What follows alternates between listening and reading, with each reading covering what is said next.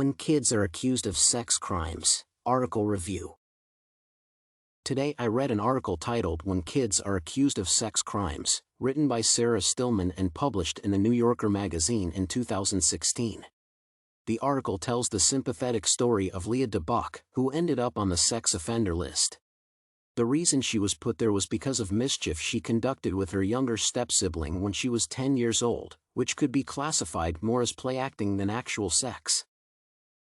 Because of that, her life had been made considerably harder, with her being refused membership in organizations, services, and places to live. Her life was also frequently put in danger by self-righteous individuals, who either sought to drive Leah away or put her life in danger in one way or another.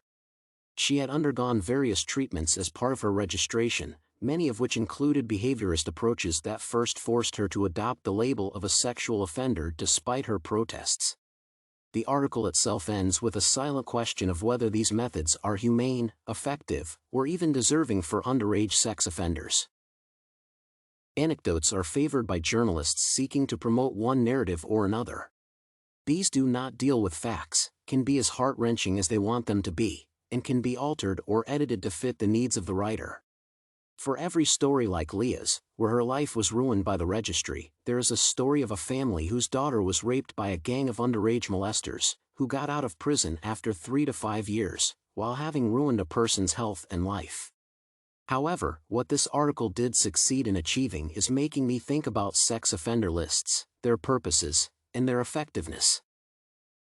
Officially, sex offender registration lists are tools for police to be able to keep a watchful eye on people who have committed sexual offenses, especially against minors, as a means of preventing them from doing it in the future.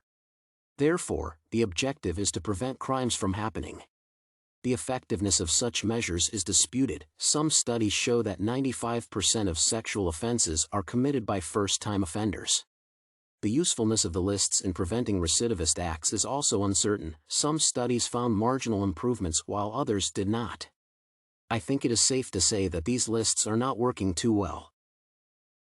Then, I thought that perhaps the objective of the list is to serve as an additional punishment to fit the crime.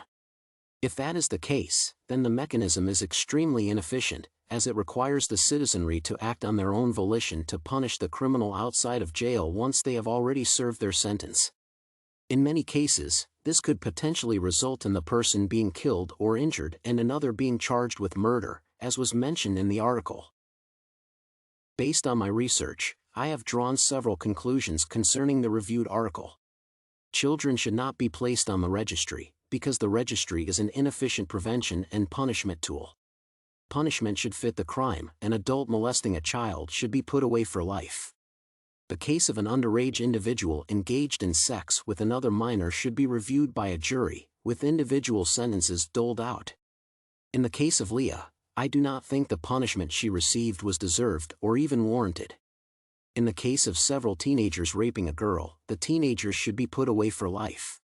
The treatments should also undergo significant changes, with the indoctrination methods described in the article being removed. If these measures are enacted, I believe that the number of crimes and recidivists would go down significantly.